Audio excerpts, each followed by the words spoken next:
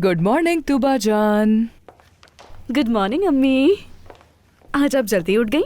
हाँ बिल्कुल, मैं जल्दी उठ गई थी इसलिए सोचा कि अपनी प्यारी सी बेटी के लिए नाश्ता बना देती हूँ। तुम ठीक तरह सो गई थी? जी बिल्कुल। आपने नाश्ता क्यों बनाया?